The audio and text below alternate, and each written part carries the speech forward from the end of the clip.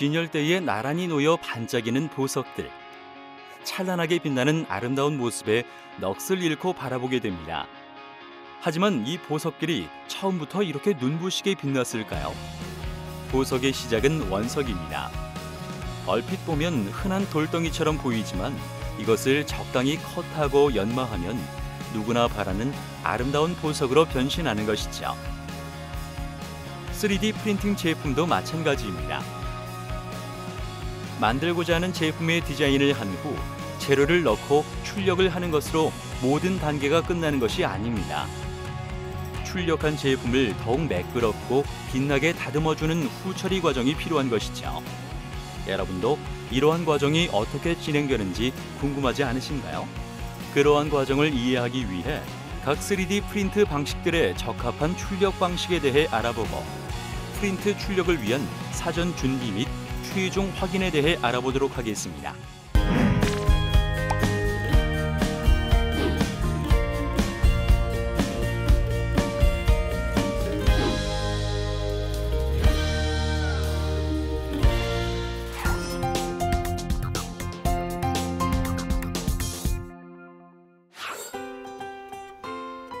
태원 학생이 뭔가를 열심히 하고 있네요. 무엇을 하고 있을까요? 3D 제품을 매끄럽게 만들기 위해 사포로 문지르는 중이군요.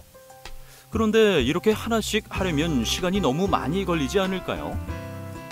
선배님께서는 간단한 작업이라고 하셨는데 이걸 다 언제 문지를지 걱정이네요. 좀 더 간단히 할 수 있는 방법이 없을까요? 그러한 과정을 이해하기 위해 각 3D 프린트 방식들의 적합한 출력 방식에 대해 알아보고 프린트 출력을 위한 사전 준비 및 최종 확인에 대해 알아보도록 하겠습니다.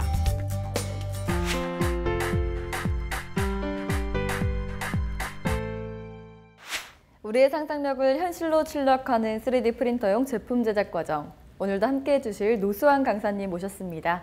강사님 안녕하세요. 안녕하세요. 노수환입니다.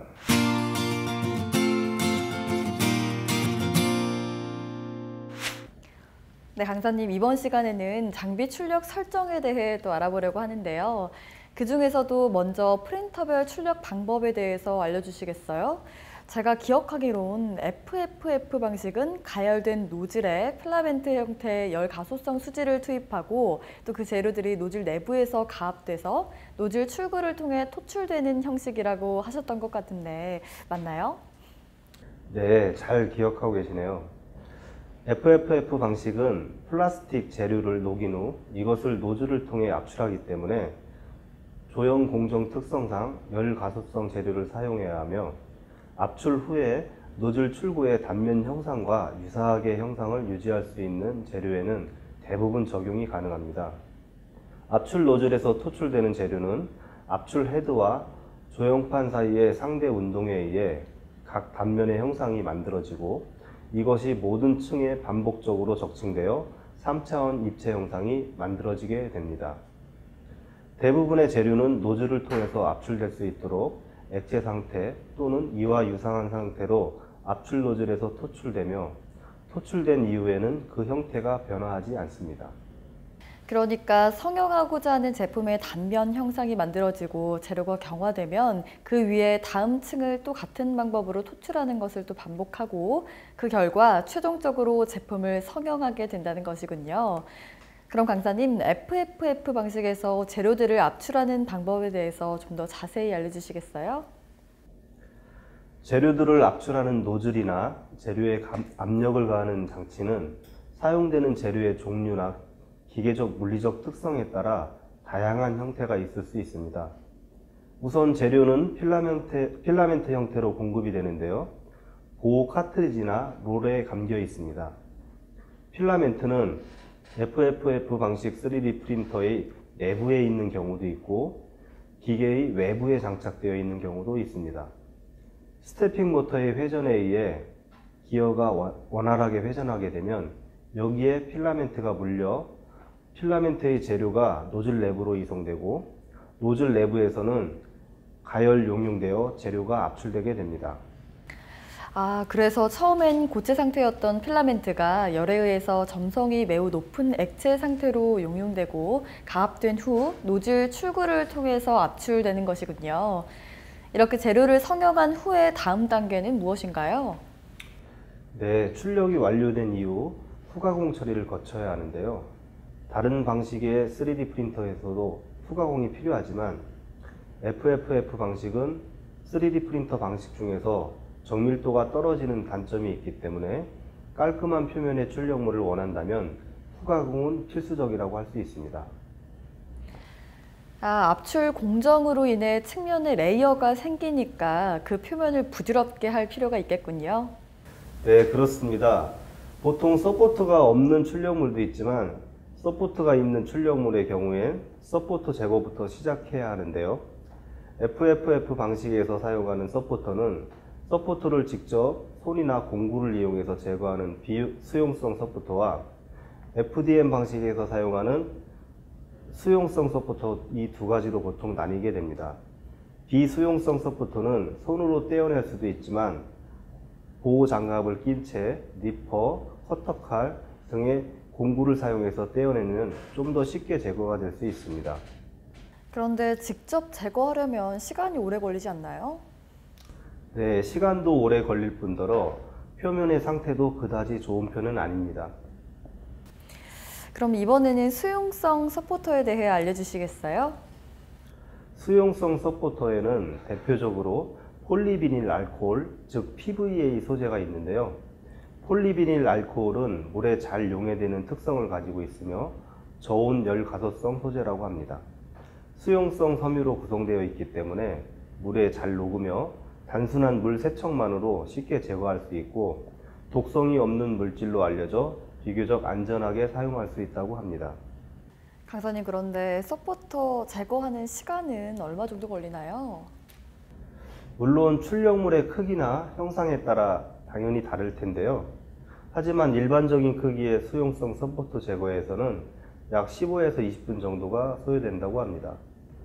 PVA 외에 HIPS 소재도 서포터 소재로 주로 사용되는데 HIPS 소재는 물이 아닌 리모넬이라는 전용 용액에서 용해가 된다고 합니다.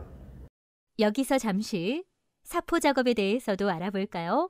서포터를 제거한 후에는 사포 작업을 합니다. 사포는 출력물의 표면을 다듬기 위해 사용되는 것으로 사포의 거칠기마다 번호가 있는데 번호가 낮을수록 사포 표면이 거칠고 높을수록 사포 표면이 곱습니다. 후가공을 할 때는 거친 사포로 시작해서 고운 사포로 점차 단계를 넘어갑니다. 주로 사용되는 사포의 종류로는 스펀지 사포, 천 사포, 종이 사포가 있습니다. 각각의 특성을 살펴보면 스펀지 사포는 비싸지만 부드러운 곡면을 다듬는 데 주로 사용되며 천 사포는 질기기 때문에 오래 사용할 수 있습니다. 가장 많이 사용되는 종이 사포는 구겨지고 접히는 특성 때문에 물체의 안쪽을 사포질할 때 유리합니다. 그렇다면 사포 작업이 후 가공의 마지막 단계인가요? 아닙니다. 마지막으로 하는 방법 중에 표면을 매끄럽게 하기 위해서 아세톤 훈증 작업을 하기도 합니다. 아세톤 훈증 작업에 대해서 자세히 알려주세요. 네, 아세톤 훈증은 밀폐된 용기 안에 출력물을 넣고 아세톤을 기화시키면 기화된 아세톤이 출력물의 표면을 녹여 비교적 매끈한 표면을 얻을 수 있는 후처리 방법인데요. 아세톤은 휘발성이 있고 독성이 강하므로 시급에 반드시 주의를 요해야 합니다. 훈증 기법을 사용하면 냄새도 많이 날 것 같은데 그렇진 않나요? 네, 당연히 냄새도 많이 나고요. 디테일한 부분이라 꼭지점 각이 뭉개져서 부드럽게 돼버리는 단점이 있습니다. 하지만 고체 기반의 방식은 재료를 한 층씩 쌓아가는 방식이기 때문에 아무리 얇게 층을 쌓는다 하더라도 출력물에는 눈으로 확인할 수 있는 얇은 층이 생기게 됩니다. 따라서 용도에 따라 층을 없애는 후가공 작업이 필요한 경우가 있는데요. 이럴 땐 산업용 아세톤을 이용하면 매끄러운 표면을 구현할 수 있게 됩니다.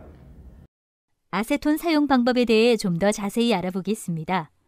아세톤을 붓을 이용해 직접 출력물에 바르기도 하고 실온에서 훈증하거나 중탕하는 방법이 있습니다.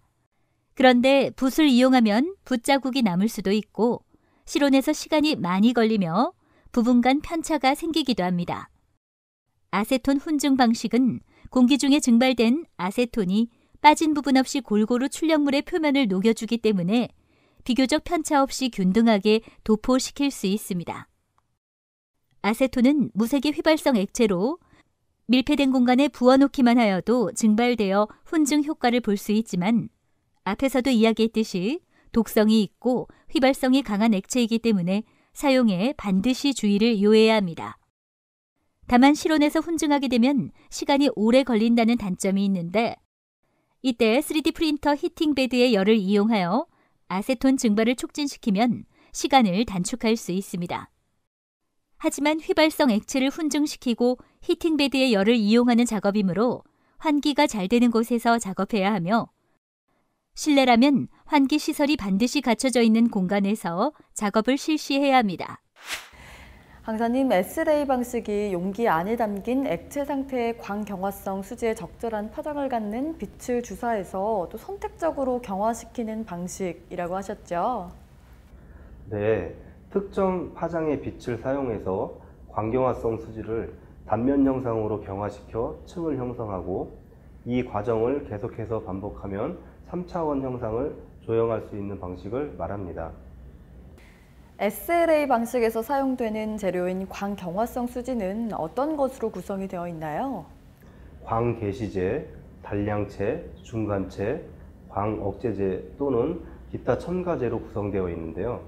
이 중 광개시제가 특정한 파장의 빛을 받으면 반응하면서 단량체와 중간체를 고분자로 변환시키는 역할을 하여 액체 상태의 광경화성 수지가 고체로 상변화를 일으키게 됩니다.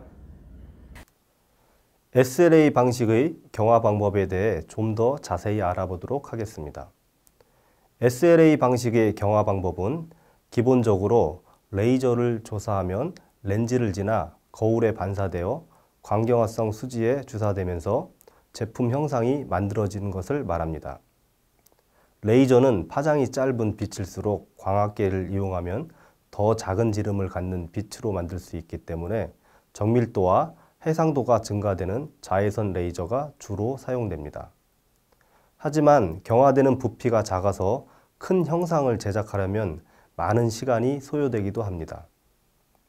한편 레이저에서 나온 빛이 렌즈에 도달하는데 렌즈는 레이저에서 나오는 빛을 매우 작은 지름을 갖도록 만들어주는 역할을 합니다.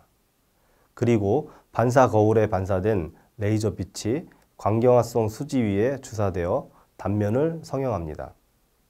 이때 제품은 수조 안에 잠겨 위아래로 이송되는 플랫폼 위에 만들어지는데 이처럼 플랫폼이 위아래로 이송되기 위해서는 Z축 방향 엘리베이터에 연결되어 동작을 해야 아래로 내려가면서 제품 제작이 가능해집니다. 수입암은 플랫폼이 내려가면서 위로 광경화성 수지가 차오를 때 이것을 평탄하게 해주는 역할을 합니다. 즉, 광경화성 수지 표면의 평탄화 및 새로운 층을 위한 액체 광경화성 수지에 코팅을 하는 것입니다. 수입암은 매우 날카로운 칼날 형태를 갖고 있으며 내부에 광경화성 수지를 공급할 수 있는 장치를 가지고 있는 경우도 있습니다. 빛의 주사 조건에 따른 광경화 기술이 두 가지로 분류가 된다고 하던데 이에 대해서 좀 더 자세히 알려주시겠어요? 층을 성형한 후에 다음 층을 성형하기 위해서 구조물을 받치고 있는 플랫폼이 층 높이만큼 아주 정밀하게 이송되거나 매우 정밀한 양의 광경화성 수지가 수조 내로 공급되어야 하는데요. 이 때문에 광경화성 수지의 높이 제어가 어렵습니다. 또 한 층의 높이가 매우 얇은 경우 광경화성 수지의 점성에 의해서 이전 층 위에 덮인 광경화성 수지가 고르게 퍼지는데 시간이 많이 소요되기도 하기 때문에 스위퍼 등의 장치를 이용하여 광경화성 수지를 고르게 퍼지게 해주어야 합니다. 강사님, 레이저를 분말에 쏴서 분말을 융접해 가면서 제품을 제작하는 방식이 분말 융접 방법인 거죠? 네, 그렇습니다. 레이저에서 나온 빛이 스캐닝 미러에 반사되어 파우더 베드의 분말들을 융접시키면서 한 층씩 성형하는 방식입니다. 한 단계씩 과정을 살펴보면요. 우선 레이저는 분말들 사이에 융접을 발생시키기 위해 하나 또는 다수의 열원을 가지는데요. 이런 경우 매우 좁은 범위에 집중적으로 열 에너지를 가하는데 유리한 CO2 레이저 등과 같은 레이저 열원이 많이 사용됩니다. XY 스캐닝 미러에 대해서도 알려주세요. 레이저에서 나온 빛은 각 층에 원하는 부분에서 분말 융접이 발생하도록 제어하기 위한 장치인 반사 거울을 거치는데요. 즉, 레이저 빛이 XY 스캐닝 미러 등에 의해서 평면에 주사되면서 분말들을 융접시키는 것입니다. 그리고 레이저에 의해서 성형되는 분말 주위뿐만 아니라 다음 층을 형성하기 위해서 준비된 분말이 채워져 있는 카트리지의 온도를 높이고 유지하기 위해서 베드 위에 위치한 적외선 히터 등을 이용하기도 합니다. 지금까지 SLS 방식 3D 프린터를 사용한 분말 융접 방법에 대해 알아봤는데요. 프린터 내부의 상태는 어떤가요? 플랫폼 안의 분말은 녹는 점이나 유리 전이보다 약간 낮은 온도 정도의 고온으로 유지가 됩니다. 왜 낮은 온도로 유지를 하는 거죠? 그 이유는 분말을 융접하기 위해 가해지는 레이저 빛의 에너지를 상대적으로 낮게 유지할 수 있을 뿐만 아니라 고온 성형 공정에 기인한 불균일한 열팽창에 의한 성형품의 뒤틀림을 방지할 수 있기 때문입니다. SLS 방식에서 사용되는 분말은 크게 비금속 분말과 금속 분말로 나뉜다고 하셨는데요. 그렇다면 분말 종류에 따른 융접도 달라지겠네요. 네, 맞습니다. 우선 비금속 분말 융접에 대해 살펴보면 비금속 분말 융접에 사용되는 재료로는 플라스틱이 대표적이고요. 그 밖에 세라믹, 유리 등이 있습니다. 그리고 플라스틱과 같은 비금속 재료들은 레이저 등의 열원으로 분말의 표면만을 녹여 소결시키는 공정이 적용되는 것이 일반적입니다. 비금속 분말 융접 기술은 금속 융접과 다르게 열에 의한 변형을 크게 고려하지 않아도 되니까 별도의 서포터가 필요 없다고 하셨죠? 네, 베드에 담긴 분말이 서포터 역할을 하기 때문인데요. 이런 경우 서포터를 제거할 때 발생할 수 있는 제품의 손상에 대한 우려가 없어서 보다 복잡한 내부 형상을 갖는 제품의 제작이 가능합니다. SLS 방식에서 사용되는 금속에 대해 알아보겠습니다. SLS 방식에서 사용할 수 있는 금속은 티타늄 합금, 잉코넬 합금, 코발트 크롬, 알루미늄 합금, 스테인레스 스틸, 공구강 등 매우 다양한 금속들이 사용되고 있습니다. 금속 분말을 이용한 분말 융접에서는 소결되거나 융용된 금속에서 빠르게 열을 분산시키고 열에 의한 뒤틀림을 방지하기 위해 서포터가 필요합니다. 따라서 이런 경우에는 다른 3차원 프린팅 공정과 마찬가지로 서포터를 생성해 주어야 하며 일반적으로는 성형되는 제품과 동일한 금속 분말을 소결하거나 융용시켜 서포터를 만듭니다. 그리고 이렇게 만들어진 서포터는 성형 과정이 모두 끝난 후 별도의 기계 가공에 의해서 제거됩니다. 서포터가 제거된 후에는 금속의 기계적 물성을 높이거나 표면 거칠기를 개선하기 위해서 숏피닝, 연마, 절삭 가공, 열 처리 등의 후처리가 필요한 경우가 많습니다. 출력 방식 파악 중요 내용을 다시 한번 짚어보겠습니다. 출력 방식은 고체 필라멘트를 가압하여 노즐을 통해 토출하는 FDM 방식, 액체 상태의 광경화성 수지에 빛을 주사하여 경화시키는 SLA 방식, 그리고 분말 위에 레이저를 스캐닝하는 SLS 방식으로 구분할 수 있습니다.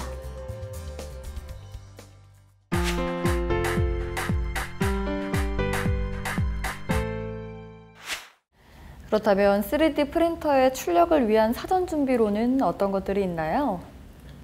사전 준비로는 온도 조건 및 장비의 청결 상태 등을 확인하여 출력하기 좋은 상태로 맞춰주는 작업이 필요합니다. 네, 3D 프린터에서 온도 조건은 또 매우 중요한 요소일 것 같은데요. 온도 조건에 대해 좀 더 자세히 알려주세요. FFF 방식 같은 경우엔 열과속성 수지를 녹이기 위한 온도 조건을 잘 살펴보아야 하고요. 히팅 베드도 적절한 온도가 필요하므로 반드시 확인해야 합니다. 물론 SLA 방식이나 SLS 방식에서도 온도 조건은 출력 전에 필수적으로 살펴봐야 하는 조건입니다. FFF 방식은 열을 이용해서 출력물을 출력하는 방식이니까 더더욱 온도 조건이 필수적이겠네요. 네, FFF 방식의 3D 프린터에서는 노즐의 온도와 히팅 베드의 온도가 아주 중요한데요. 3D 프린터별로 3D 프린터 내부의 온도를 설정해야 하는 경우도 있습니다. 강사님, 그럼 먼저 노즐 온도에 대해 알려주시겠어요? 노즐의 온도는 사용되는 필라멘트의 재질에 따라 달라지게 되는데요. 주로 ABS 재질과 PLA 재질의 필라멘트가 사용되고 있죠. 네, 그렇지만 필라멘트 재질의 종류는 이 밖에도 굉장히 다양하기 때문에 재질에 맞게 노즐 온도를 설정해야 하는데요. 그 이유는 재질에 따라 녹는 점도 다르고 성형되기에 적합한 온도도 서로 다르기 때문입니다. 만약에 노즐의 온도가 너무 낮으면 어떻게 되나요? 고체 상태인 필라멘트가 당연히 제대로 용융되지 않아 노즐에서 잘 흘러나오지 않을 수 있습니다. 하지만 반대로 온도가 너무 높다면 필라멘트가 물처럼 흐물흐물 흘러나오고 소재가 타는 경우도 발생합니다. 그래서 출력 전에 필라멘트의 재질을 확인하고 또 필라멘트에 맞는 적정 온도를 설정하여 출력해야 하는 거군요. 자, 그렇다면 이제 SLA 방식과 SLS 방식의 온도 조절에 대해서도 알려주시겠어요? SLA 방식은 레이저를 이용해서 제품을 제작하기 때문에 FFF 방식에 비해 온도 조절에 대한 필요성이 덜한 편입니다. 하지만 광경화성 수지가 적정 온도를 유지해야 출력물의 품질이 좋아지기 때문에 수지를 보관하는 플랫폼의 용기가 일정 온도로 유지되도록 해야 합니다. 일정 온도라면 어느 정도의 온도를 말씀하시는 건가요? 네, 제조사의 장비에 따라 다르지만 약 30도씨가량이 적절한데요. SLS 방식은 분말을 열 에너지를 이용하여 용융시켜서 융접하는 방식으로 보통 CO2 레이저 같은 레이저 열원이 많이 사용됩니다. 만약 레이저 온도가 너무 높으면 분말을 융접할 때 분말이 탈 수도 있겠네요. 네, 그러므로 분말 소재에 맞는 적정 온도를 설정해야 합니다. 그리고 SLS 방식 3D 프린터는 내부 온도 조절을 위해 적외선 히터가 프린터 내부에 설치된 경우도 있습니다. 또한 레이저에 의해 성형되는 분말 주위뿐만 아니라 다음 층을 성형하기 위해서 준비되는 분말이 채워진 카트리지의 온도를 높이고 유지하기 위해서 베드 위에 위치한 적외선 히터 등을 사용하기도 합니다. 3D 프린터로 출력 전에 프린터 내외부의 청결 상태를 확인하는 것도 출력물을 정상적으로 뽑는 데 꼭 필요한 작업일 것 같은데 이에 대해 좀 더 설명해 주시겠어요? 네, 만약 출력되는 3D 프린터 내부 공간이나 노즐 등에 이물질이 있거나 묻어있게 된다면 출력에 방해가 되므로 출력 전에 반드시 3D 프린터의 내외부 청소를 해주셔야 합니다. 그런데요, 광사님, 주기적인 노즐 청소를 위한 노즐 청소 필라멘트가 또 있다고 하던데 그걸 쓰면 더 편리하지 않을까요? 네, 아무래도 그렇겠죠. 해당 필라멘트를 FFF 방식으로 출력하면 노즐 내부에서 녹아 노즐 안에 남아있는 이물질과 결합해서 같이 출력되기 때문에 노즐 막힘 현상을 방지할 수도 있고 출력물에 대한 정밀도도 향상시킬 수가 있습니다. 그런데 꼭 노즐 청소 필라멘트를 사야 하나요? 노즐 청소 필라멘트를 구입하지 않고 노즐 내부를 청소하는 방법은 없을까요? 이런 경우에는 올리브 오일을 사용하기도 하는데요. 올리브 오일을 한 방울 정도만 사용해도 좀 더 부드러운 출력을 기대할 수 있습니다. 네, 어떻게 사용하는지 사용 방법에 대해서 알려주시겠어요? 만약 필라멘트가 헤드에 물려있는 경우라면 바늘이나 클립 등 표면이 깨끗한 도구를 이용해서 헤드에 물려있는 필라멘트에 붙여서 오일이 필라멘트를 타고 노즐 내부로 흘러들어가게 할 수 있습니다. 그렇군요. 필라멘트를 헤드에 물리기 전이라면 어떻게 하나요? 그런 경우에는 필라멘트 끝부분을 올리브 오일에 살짝 담갔다 빼서 필라멘트를 로딩시켜주면 됩니다. 강사님, 우리가 마지막으로 확인해야 할 출력 조건에는 어떤 것들이 있을까요? 네, 장비의 정밀도 확인과 출력 온도 확인이 있습니다. 요즘 3D 프린터들의 정밀도는 날이 갈수록 발전하고 있는 추세인데요. 심지어 레이어의 두께를 마이크로 단위까지 설정이 가능할 정도로 설계한 물체를 거의 오차 없이 출력할 수 있다고 하더라고요. 하지만 FFF 방식 같은 경우에는 다른 3D 프린터 방식들에 비해서 정밀도가 조금은 떨어지는 편입니다. 특히 고체 기반의 소재를 사용하는 방식으로 조립 형태의 물체를 만들 경우에는 출력 공차를 줘야만 조립이 가능하지, 물체 사이즈에 딱 맞게 출력을 한다면 조립이 되지 않는 경우도 발생합니다. 그 이유가 뭘까요? 고체 기반의 소재를 사용하는 방식에서는 노즐에서 필라멘트가 압출되어 재료가 압출되는 방식인데요. FDM의 방식상 원하는 곳에 노즐이 재료를 토출한다 하더라도 노즐의 지름과 재료가 나와서 퍼지는 정도에 따라 오차가 발생하게 됩니다. 그리고 온도 설정은 3D 프린터를 동작하기 위한 중요 요소 중에 하나입니다. 소재별로 적절한 온도를 설정해서 출력할 수 있도록 해야 합니다.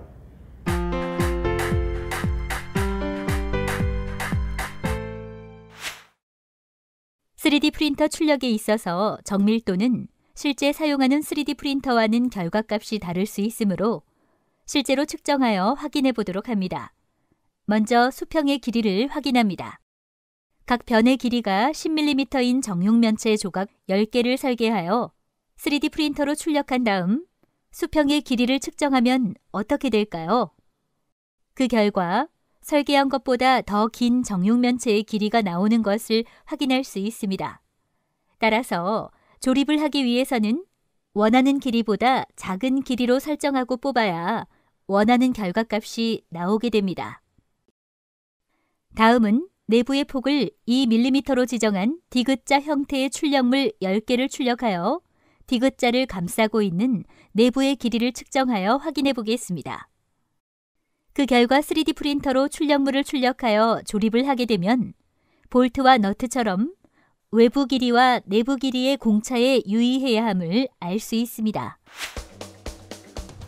사전 준비 및 최종 확인의 중요 내용을 다시 한번 짚어보겠습니다. 3D 프린터의 출력을 위한 사전 준비로는 온도 조건 및 청결 상태를 확인해야 하며, 마지막으로 장비의 정밀도 및 온도를 확인하여 출력 조건을 최종적으로 확인합니다.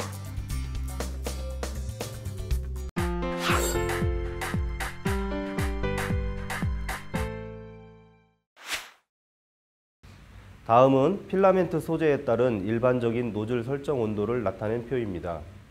하지만 필라멘트 제조사별로 세부 성분이 다르기 때문에 같은 소재의 필라멘트라 하더라도 온도에 편차가 있을 수 있으니 사용하는 필라멘트 제조사에서 권장하는 사용 온도를 확인하는 것이 가장 적합합니다. 또한 실제로 노즐 온도를 조정해서 사용할 경우 소재에 따른 적절한 온도 테스트를 하는 것도 좋은 방법이라고 할 수 있습니다.